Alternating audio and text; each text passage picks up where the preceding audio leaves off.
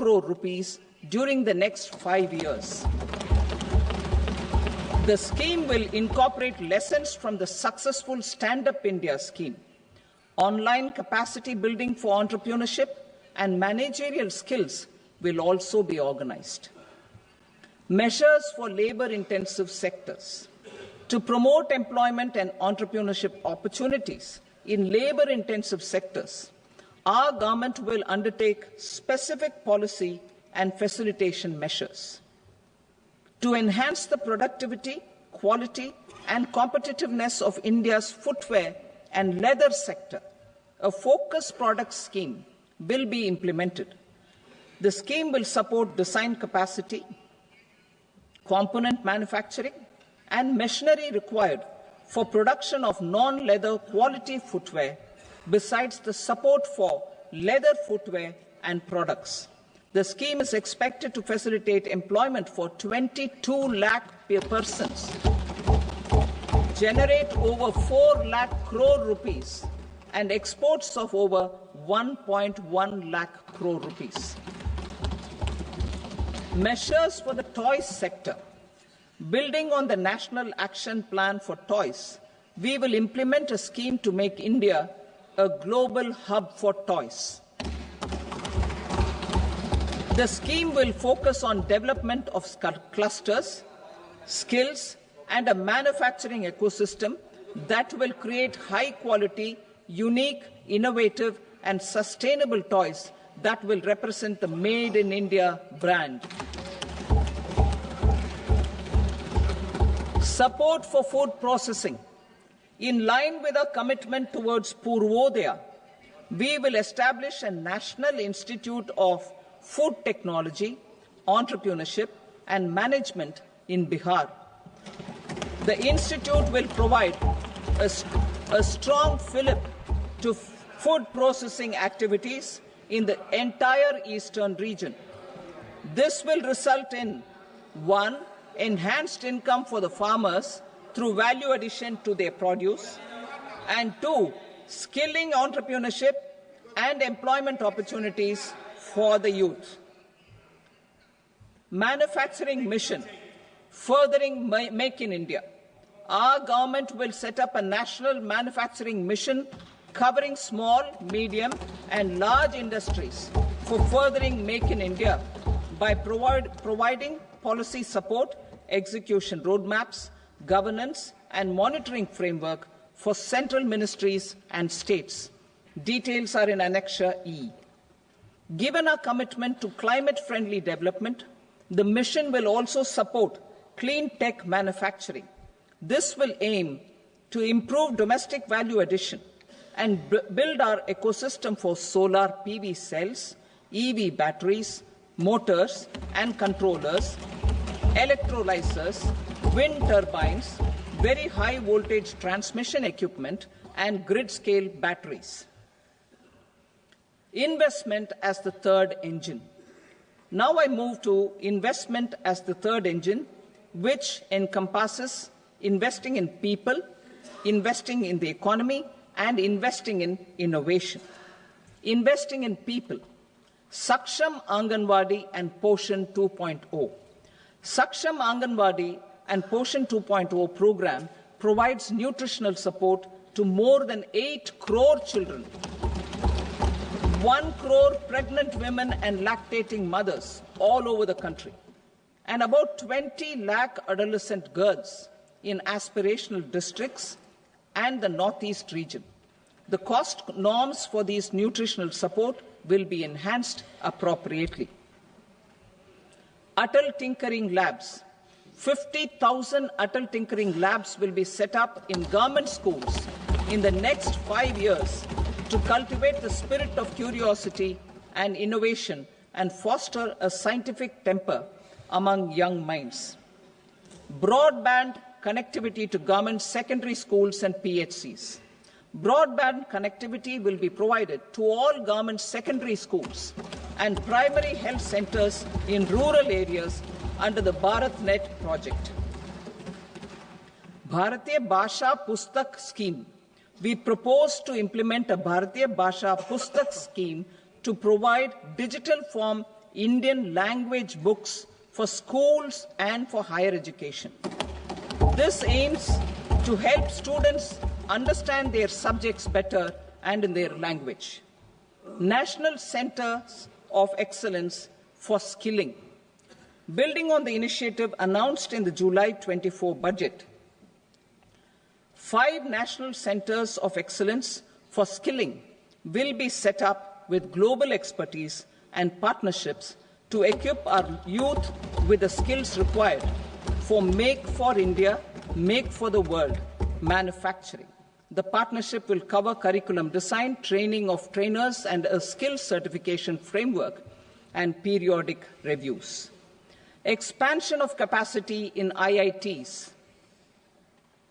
Total number of students in 23 IITs has increased 100% from 65,000 to 1.35 lakh in the past 10 years.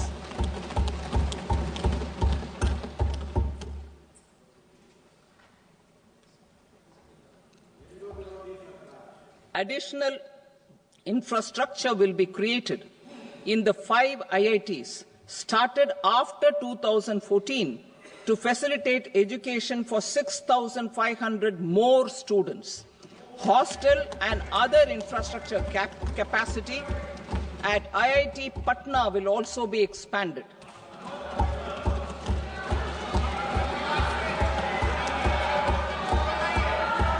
Center of Excellence.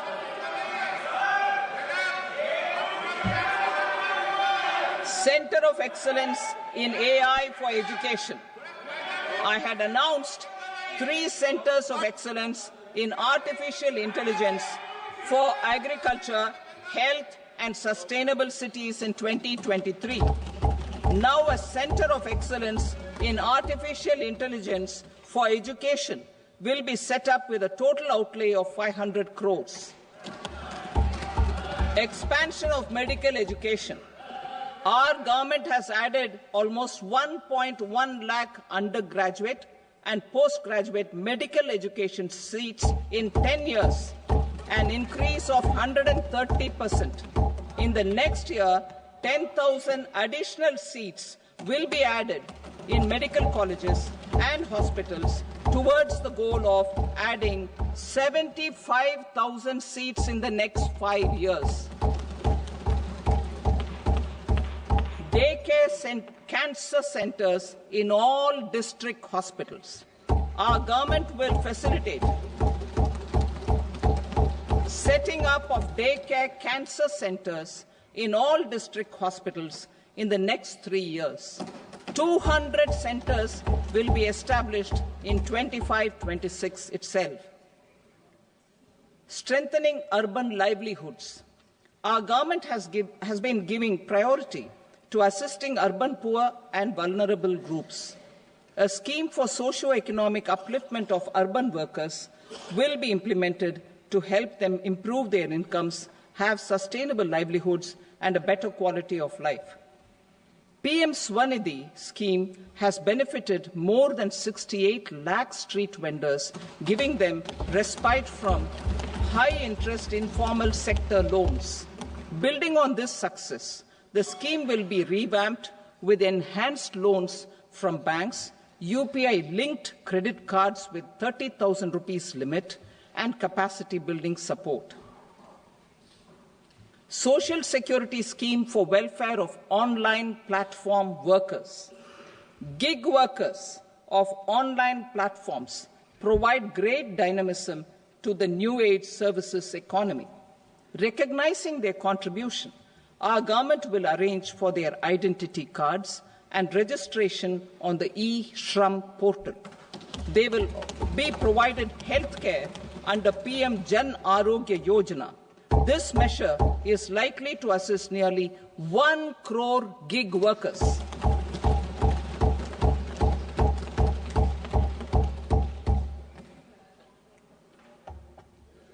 Investing in the economy. Public-private partnership in infrastructure.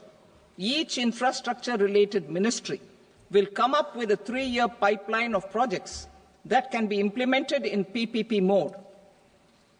States will also be encouraged to do so and can seek support from the India Infrastructure Project Development Fund, which is a scheme to prepare PPP proposals. Support to states for infrastructure. An outlay of 1.5 lakh crore is proposed for the 50-year interest-free loans to states for capital expenditure and incentives for reforms. Building on the success of the first asset monetization plan announced in 2021, the second plan for 2025 to 30 will be launched to plough back capital of 10 lakh crore in new projects. Regulatory and fiscal measures will be fine-tuned to support the plan. Jal Jeevan Mission. Since 2019, 15 crore households, representing 80% of India's rural population, have been provided access to portable tap water connections. To achieve 100% coverage, I am pleased to announce the extension of this mission until 2028 with an enhanced total outlay. The mission's focus will be on the quality of infrastructure and O&M of rural piped water supply schemes through Jan Bhagidari. A separate MOU or separate MOUs will be signed with the states and union territories to ensure sustainability and citizen-centric water services delivery. Urban sector reforms. Building on the July budget proposals, urban sector reforms related to governance, municipal services, urban land and planning will be incentivized. Urban Challenge Fund. The government will set up an Urban Challenge Fund of 1 lakh crore rupees to implement the proposals for cities as growth hubs, creative redevelopment of cities, and for water and sanitation purposes announced in the July budget. This fund will finance up to 25% of the cost of bankable projects, with a stipulation that at least 50% of the cost is funded from bonds, bank loans, and PPPs. An allocation of 10,000 crore is proposed in 2025-26. Power sector reforms. We will incentivize electricity distribution reforms and augmentation of intra-state transmission capacity by states. This will improve financial health and capacity of electricity companies. Additional borrowing of 0.5% of GSDP will be allowed to states contingent on these reforms.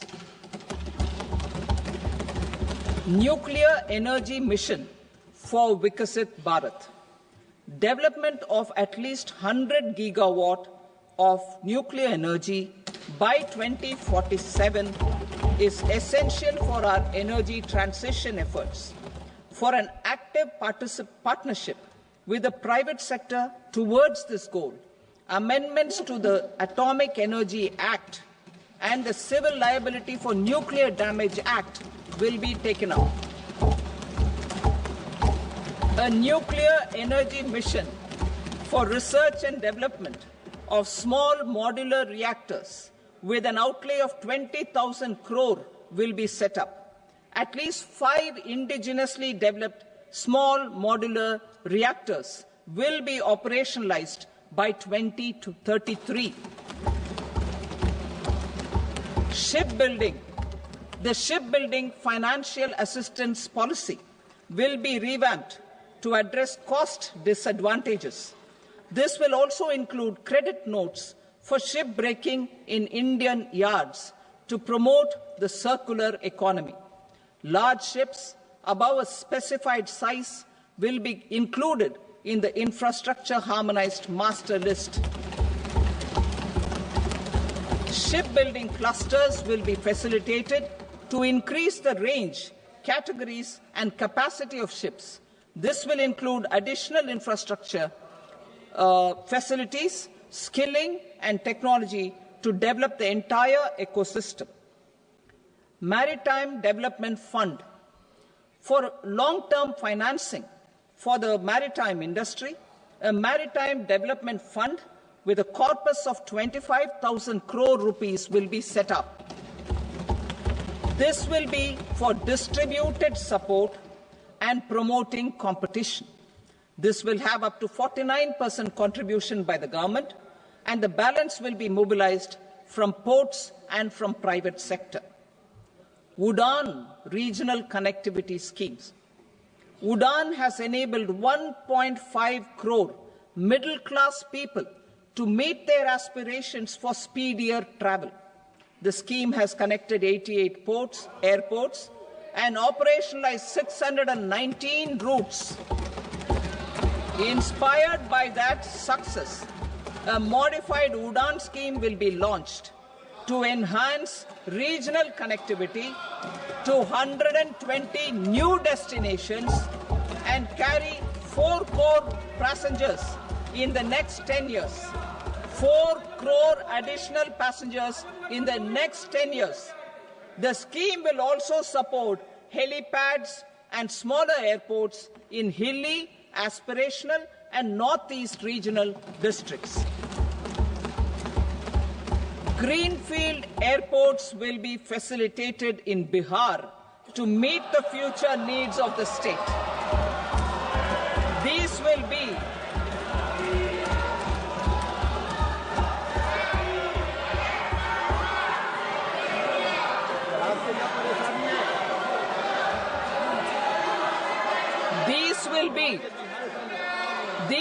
be in addition to the expansion of the capacity of Patna Airport and a brownfield airport in Beta.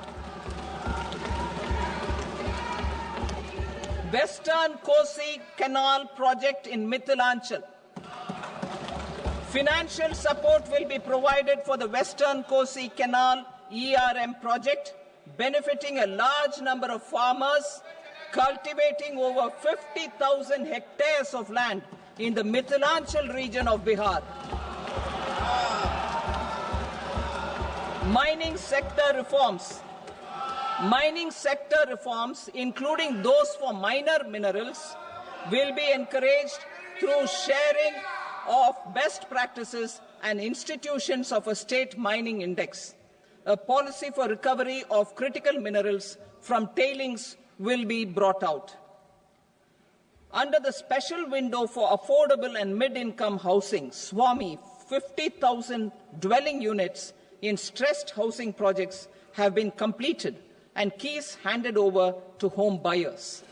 Another 40,000 units will be completed in 2025, further helping middle-class families who were paying EMIs on loans taken for apartments while also paying rent for their current dwellings. Building on this success, SWAMI Fund 2 will be established as a blended finance facility with contribution from the government, banks and private investors. This fund of 15,000 crore rupees will aim for expeditious completion of another 1 lakh units. PM Gati Shakti data for private sector.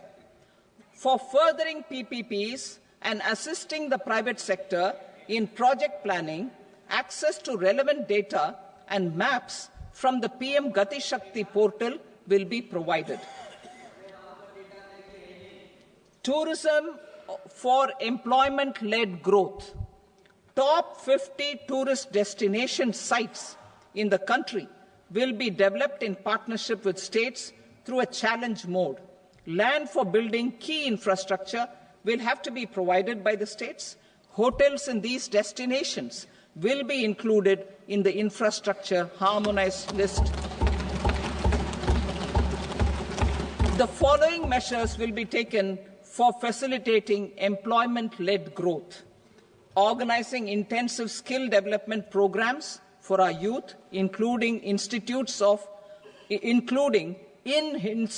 of hospitality management. Providing Mudra loans for homestays. Improving ease of travel and connectivity to tourist destinations. Providing performance-linked incentives to states for effective destination management, including tourist amenities, cleanliness, and marketing efforts, and introducing streamlined e-visa facilities along with visa fee waivers for certain tourist groups. Continuing with the emphasis on places of spiritual and religious significance, in the July budget, there will be a special focus on destinations related to the life and times of Lord Buddha. Medical tourism and heal in India. Medical tourism and heal in India will be promoted in partnership with the private sector, along with capacity building and easier visa norms. Investing in innovation. To implement private sector-driven research, development and innovation initiatives announced in the July budget, I am now allocating 20,000 crore rupees for this purpose. A deep tech fund of funds will also be explored to catalyze the next generation startups as a part of this initiative. In the next 5 years, under the PM Research Fellowship Scheme, we will provide 10,000 fellowships for technological research in IITs and IISc with enhanced financial support. The second gene bank with 10 lakh germplasm lines will be set up for future food and nutritional security. This will provide conservation support to both public and private sectors for genetic resources. We will start a national geospatial mission to develop foundational geospatial infrastructure and data. Using PM Gati Shakti, this mission will facilitate modernization of land records, urban planning, and design of infrastructure projects. A Gyan Bharatam mission for survey, documentation, and conservation of our manuscript heritage with academic institutions, museums, libraries, and private collectors will be undertaken to cover more than 1 crore manuscripts. We will set up a national digital repository of Indian knowledge systems for knowledge sharing. Now I move to exports as the fourth engine. We will set up an export promotion mission with sectoral and ministerial targets driven jointly by the Ministries of Commerce, MSME, and Finance. It will facilitate easy access to export credit, cross-border factoring support, support to MSMEs to tackle non-tariff measures in overseas markets. A digital public infrastructure, Bharat Trade Net, for international trade will be set up as a unified platform for trade documentation and financing solutions. This will complement the Unified Logistics Interface platform. The BTN will be aligned with international practices. Support will be provided to develop domestic manufacturing capacities for our economy's integration with global supply chains. Sectors will be identified based on objective criteria. Facilitation groups with participation of senior officers and industry representatives will be formed for select products and supply chains. Through this, there are huge opportunities related to Industry 4.0, which needs high skills and talent. Our youth have both. Our government will support the domestic electronic equipment industry to leverage this opportunity for the benefit of our youth. A national framework will be formulated as guidance to states for promoting global capability centers in emerging Tier 2 cities. This will suggest measures for enhancing availability of talent and infrastructure, building bylaw reforms, and mechanisms for collaboration with industry. Our government will facilitate upgradation of infrastructure and warehousing for air cargo, including high-value perishable horticultural produce. Cargo screening and customs protocol will be streamlined and made user-friendly. Reforms as the fuel.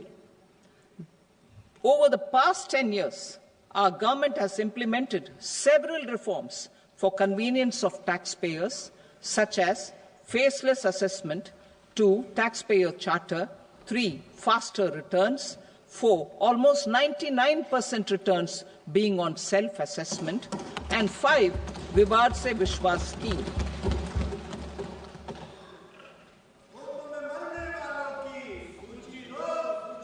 Continuing these efforts, I reaffirm the commitment of the Tax Department to trust first, scrutinize later. I also propose to introduce the new income tax bill next week. I will detail the indirect tax reforms and changes in direct taxes in Part B. Financial sector reforms. The FDI limit for the insurance sector will be raised from 74 to 100%.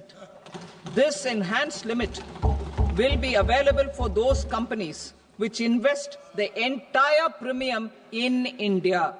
The current guardrails and conditionalities associated with foreign investment will be reviewed and simplified. The services of India Post Payment Bank will be deepened and expanded in rural areas. NABFID will set up a partial credit enhancement facility for corporate bonds for infrastructure. Public sector banks will develop Grameen Credit Score Framework to serve the credit needs of SHG members and people in rural areas. A forum for regulatory coordination and development of pension products will be set up. To implement the earlier announcement on simplifying the KYC processes, the revamped Central KYC Registry will be rolled out in 2025. We will also implement a streamlined system for periodic updating. Requirements and procedures for speedy approval of company mergers will be rationalized. The scope for fast-track mergers will also be widened and the process made simpler. As proposed in the interim budget, we signed bilateral investment treaties with 2 countries in 2024 to encourage sustained foreign investment, and in the spirit of First Develop India, the current model BIT will be revamped and made more investor-friendly. In the last 10 years, in several aspects, including financial and non-financial, our government has demonstrated a steadfast commitment to ease of doing business. We are determined to ensure that our regulations must keep up with technological innovations and global policy developments. A light-touch regulatory framework based on principles and trust will unleash productivity and employment. Through this framework, we will update regulations that were made under old laws. To develop this modern, flexible, people-friendly and trust-based regulatory framework appropriate for the 21st century, I propose 4 specific measures. A high-level committee for regulatory reforms will be set up for a review of all non-financial sector regulations, certifications, licenses, and permissions. The committee will be expected to make recommendations within a year. The objective is to strengthen trust-based economic governance and take transformational measures to enhance ease of doing business, especially in matters of inspection and compliances. States will be encouraged to join in this endeavour. An investment friendliness index of states will be launched in 2025 to further the spirit of competitive, cooperative federalism. Under the Financial Stability and Development Council, a mechanism will be set up to evaluate impact of the current financial regulations and subsidiary instructions. It will also formulate a framework to enhance their responsiveness and development of the financial sector. In the Jan Vishwas Act 2023, more than 180 legal provisions were decriminalized. Our government will now bring up the Jan Vishwas Bill 2.0 to decriminalize more than 100 provisions in various laws. I now move to fiscal policy. In the July budget, I had committed to staying the course for fiscal consolidation. Our endeavour will be to keep the fiscal deficit each year such that central government debt remains on a declining path as a percentage of the GDP. The roadmap for the next 6 years has been detailed in the FRBM statement. Revised estimates for 2024-25. The revised estimate of the total receipts other than borrowings is 31.47 lakh crore rupees, of which the net tax receipts are 25.57 lakh crore rupees. The revised estimate of the total expenditure is 47.16 lakh crore rupees, of which the capital expenditure is about 10.18 lakh crore rupees. The revised estimate of the fiscal deficit is 4.8% of the GDP. Budget estimates for 25-26.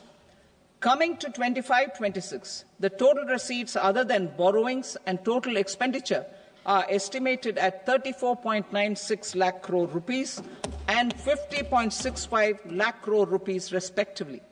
The net tax receipts are estimated at 28.37 lakh crore rupees.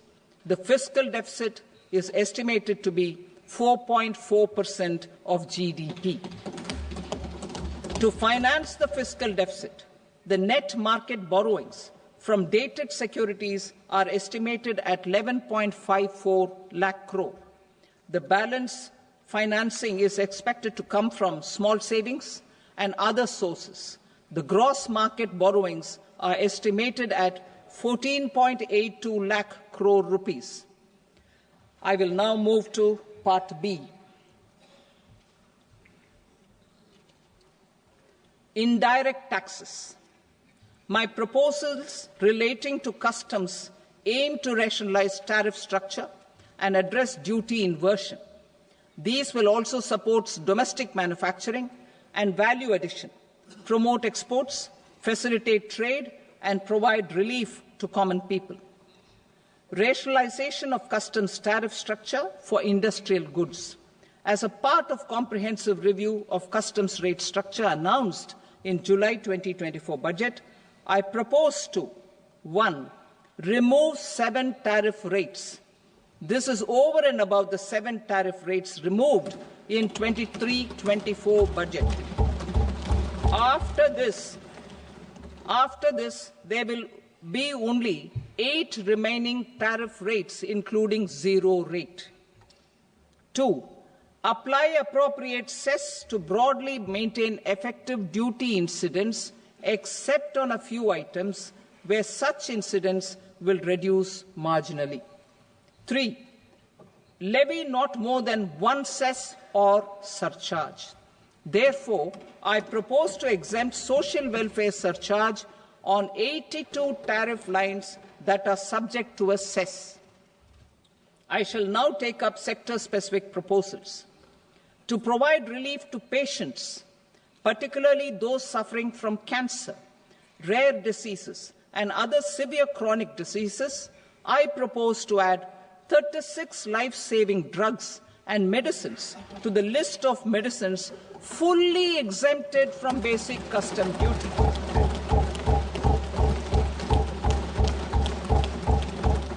I also propose to add 6 life-saving medicines to the list attracting concessional custom duty of 5%. Full exemption and concessional duty will also respectively apply on the bulk drugs for manufacture of the above. Specified drugs and medicines under patient assistance programs run by the pharmaceutical companies are fully exempt from BCD, provided the medicines are supplied free of cost to the patients. I propose to add 37 more medicines along with 13 new patient assistance programs. Support to domestic manufacturing and value addition. Critical minerals. In the July 2024 budget, I had fully exempted BCD on 25 critical minerals that are not domestically available. I had also reduced BCD of 2 other such minerals to provide a major fillip to their processing, especially by MSMEs. Now, I propose to fully exempt cobalt powder and waste, the scrap of lithium-ion battery, lead, zinc, and 12 more critical minerals. This will help secure the availability for manufacturing in India and promote more jobs for our youth. To promote domestic production of technical textile products such as agro-textiles, medical textiles, and geotextiles at competitive prices, I propose to add 2 more types of shuttle-less looms to the list of fully exempted textile machinery. I also propose to revise the BCD rate on knitted fabrics covered by 9 tariff lines from 10 or 20 to 20% or 115 rupees per kg, whichever is higher. Electronic goods. In line with our Make in India policy and to rectify inverted duty structure, I propose to increase the BCD on interactive flat panel display from 10% to 20% and reduce the BCD to 5% on open cell and other components. In 23-24 budget, for the manufacture of open cells of LCD, LED TVs, I had reduced the BCD on parts of open cells from 5% to 2.5%. To further boost the manufacture of such open cells, the BCD on these parts will now stand exempted. Lithium-ion battery. To the list of exempted capital goods, I propose to add 35 additional capital goods for EV battery manufacturing and 28 additional capital goods for mobile phone battery manufacturing. This will boost domestic manufacture of lithium-ion batteries, both for mobile phones and for electric vehicles. Shipping sector. Considering that shipbuilding has a long gestation period, I propose to continue the exemption of BCD on raw materials, components, consumables, or parts for the manufacture of ships for another 10 years.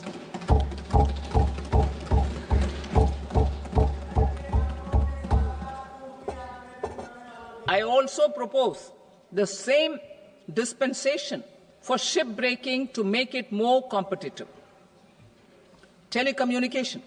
To prevent classification disputes, I propose to reduce the BCD from 20% to 10% on carrier-grade Ethernet switches to make it at par with non-carrier-grade Ethernet switches. Export promotion.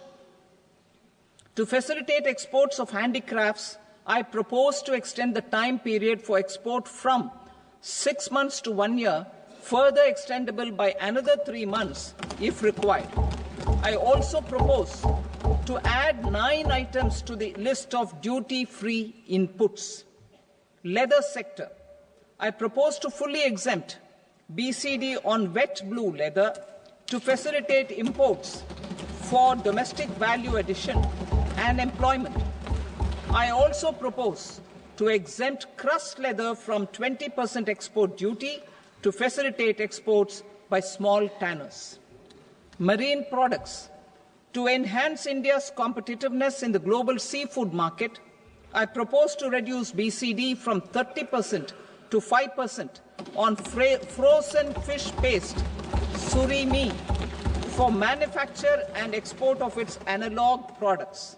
I also propose to reduce BCD from 15% to 5% on fish hydrolysates for manufacture of fish and shrimp feed. In July 2024 budget, to promote development of domestic MROs for aircraft and ships, I had extended the time limit for export of foreign origin goods that were imported for repairs from 6 months to 1 year and further extendable by 1 year. I now propose to extend the same dispensation for railway goods. Time limit for provisional assessment. Presently, the Customs Act 1962 does not provide any time limit to finalize provisional assessments, leading to uncertainty and cost to trade. As a measure of promoting ease of doing business, I propose to fix a time limit of 2 years, extendable by a year, for finalizing the provisional assessment. I propose to introduce a new provision that will enable importers or exporters, after clearance of goods, to voluntarily declare material facts and pay duty with interest but without penalty. This will incentivize voluntary compliance. However, this will not apply in cases where department has already initiated audit or investigation proceedings. For industry to better plan their imports, I propose to extend the time limit for the end use of imported inputs in the relevant rules from 6 months to 1 year. This will provide operational flexibility in view of cost and uncertainty of supply. Further, such importers will now have to file only quarterly statements instead of a monthly statement.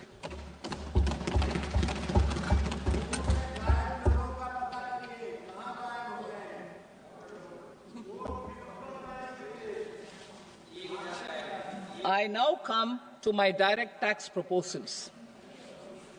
In Part A, I have briefly underlined taxation reforms as one of key reforms to realize our vision of Vikasit Bharat. In respect of criminal law, our government had earlier ushered in Bharatiya Nyaya Sanhita, replacing Bharatiya Danda Sanhita.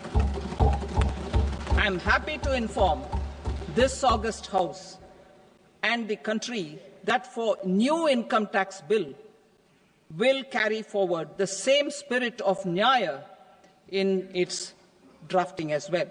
The new bill will be clear and direct in text, with close to half of the present law in terms of both chapters and words.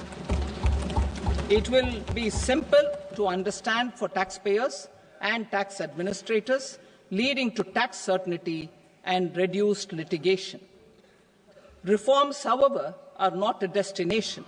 They are means to achieve good governance for our people and economy. Providing good governance primarily involves being responsive. The Tirukkural captures this in verse 542, which reads, "Vaanokki vaazhum ulagallam, mannavan kol nokki vaazhum kudi," meaning, just as the living beings live expecting rains, citizens live expecting good governance. Our government is committed to keeping an ear to the ground and a finger on the pulse and responding while balancing our national building efforts.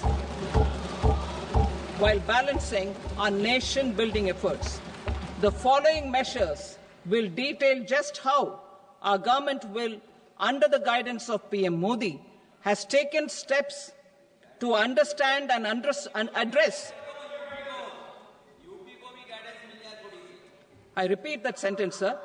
The following measures will detail just how our government, under the guidance of PM Modi, has taken steps to understand and address the needs voiced by our citizens. My tax proposals are guided by this spirit. The objectives of my proposals are as follows. Personal income tax reforms with special focus on middle class. rationalization of TDS and TCS for easing difficulties, encouraging voluntary compliance, reducing compliance burden, ease of doing business, employment and investment. I will come to my proposal on personal income tax towards the end. TDS and TCS, rationalization for easing difficulties. I propose to rationalize tax deduction at source, TDS, by reducing the number of rates and thresholds above which TDS is deducted. Further, threshold amounts for tax deduction will be increased for better clarity and uniformity. The limit for tax deduction on interest for senior citizens is being doubled from the present 50,000 rupees to 1 lakh rupees. Similarly, the annual limit of 2.40 lakh rupees for TDS on rent is being increased to 6 lakh rupees. This will reduce the number of transactions liable to TDS, thus benefiting small taxpayers receiving small payments. The threshold to collect tax at source, the TCS, on remittances under RBI's liberalized remittance scheme, the LRS, is proposed to be increased from 7 lakh to 10 lakhs. I also propose to remove TCS on remittances for education purposes, where such remittances is out of a loan taken from a specified financial institution. Both TDS and TCS are being applied on any transaction related to sale of goods.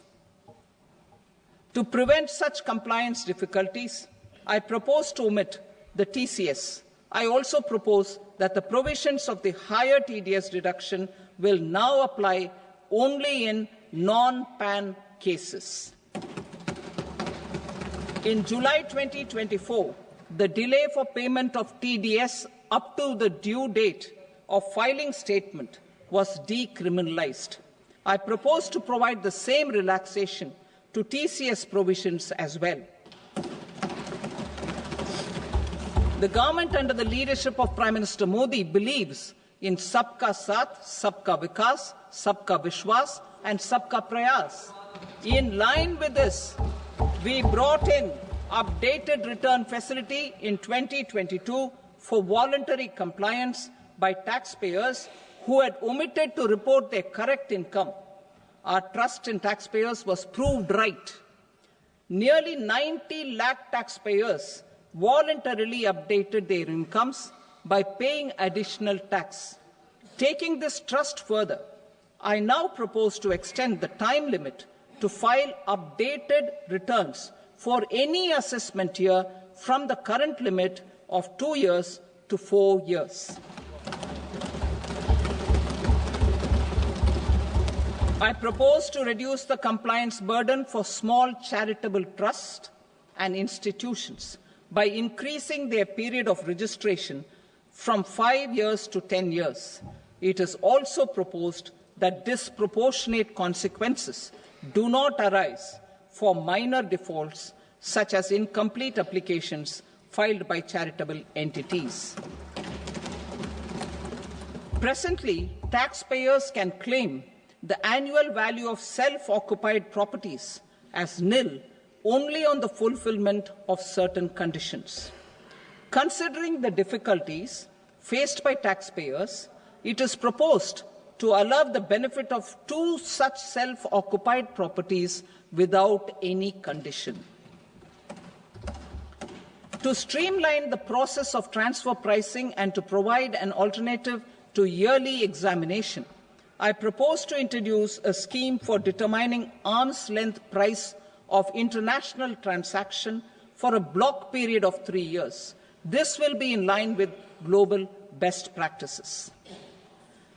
With a view to reduce litigation and provide certainty in international taxation, the scope of safe harbor rules is being expanded.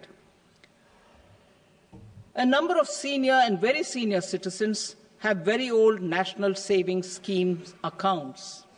As interest is no longer payable on such accounts, I propose to exempt withdrawals made from NSS by individuals on or after 29th August 2024. I am also proposing to allow similar treatment to NPS Vatsalya accounts as is available to normal NPS accounts subject to overall limits.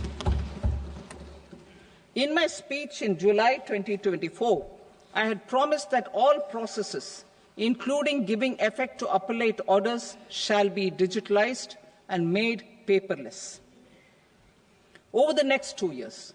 So I'm happy to announce that digitalization is being made operational now. In July 2024, we brought in the Vivad Se Vishwas scheme to resolve income tax disputes pending in appeal. The scheme has received a great response, with nearly 33,000 taxpayers having availed of the scheme to settle their disputes. I have a few proposals to promote investment and employment. It is proposed to provide a presumptive taxation regime for non-residents who provide services to a resident company that is establishing or operating an electronics manufacturing facility. I further propose to introduce a safe harbor for tax certainty for non-residents who store components for supply to specified electronics manufacturing units. Presently, the tonnage tax scheme is available only to sea-going ships. The benefits of existing tonnage tax scheme are proposed to be extended to inland vessels registered under the Indian Vessels Act 2021 to promote inland water transport in the country. Extension for incorporation of startups. We continue to support the Indian startup ecosystem. I propose to extend the period of incorporation by 5 years to allow the benefit available to startups which are incorporated before 1/4/2030.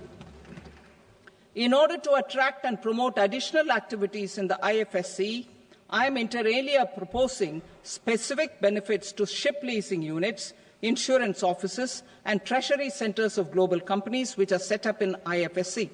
Further, to claim benefits, the cut-off date for commencement in IFSC has also been extended by 5 years to 31/3/2030.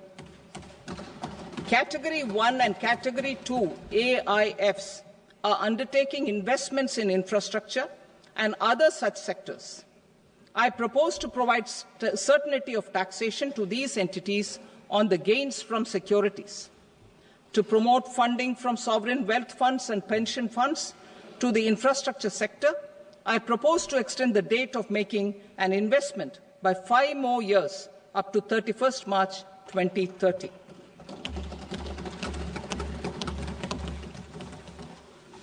Personal income tax reforms with special focus on middle class. Democracy, demography, and demand are the key support pillars in our journey towards Vikasit Bharat. The middle class provides strength for India's growth.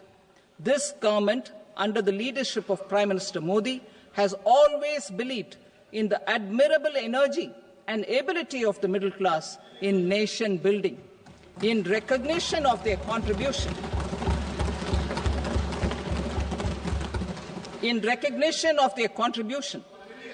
we have periodically reduced their tax burden. Right after 2014, the nil tax slab was raised to 2.5 lakhs of rupees, which was further raised to 5 lakh rupees in 2019 and to 7 lakh rupees in 2023. This is reflective of our government's trust on the middle class taxpayers. I am now happy to announce that there will be no income tax payable up to income of 12 lakh rupees.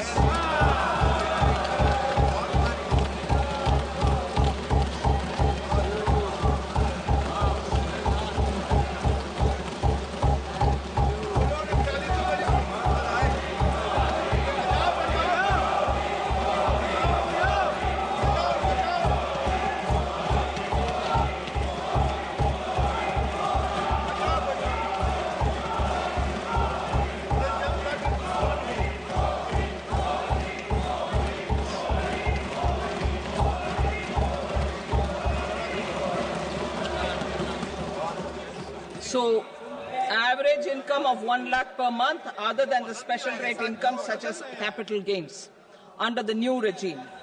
This limit will be 12.75 lakh for salaried taxpayers due to the standard deduction of 75,000. Slabs and rates are being changed across the board to benefit all taxpayers. The new structure will substantially reduce the taxes of the middle class and leave more money in their hands, boosting household consumption, savings and investment. In the new tax regime, I propose to revise tax rate structures as follows. 0 to 4 lakh rupees nil, 4.8 lakh rupees to 4 to 8 lakh rupees 5%, 8 to 12 lakh rupees 10%, 12 to 16 lakh rupees 15%, 16 to 20 lakh rupees 20%, 20 to 24 lakh rupees 25%, and above 24 lakh rupees 30%. To taxpayers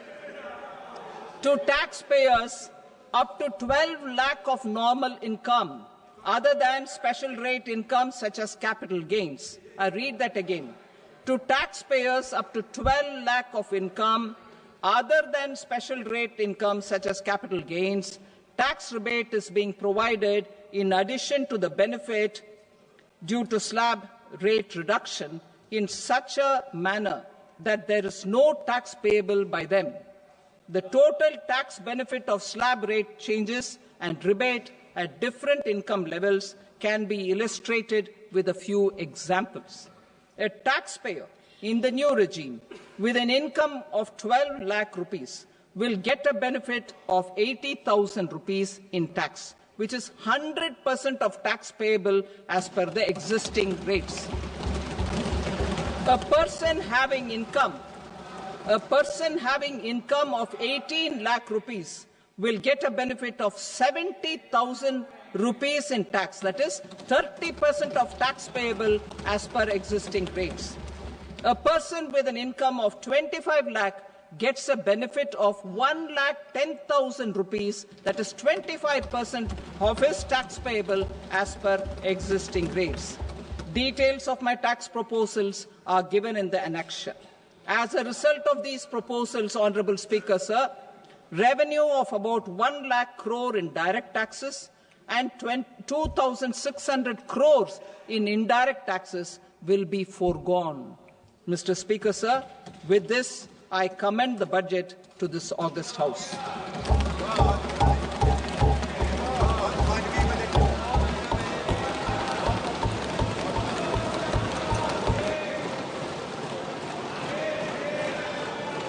Item number 2, Srimati Nirmala Sitharaman.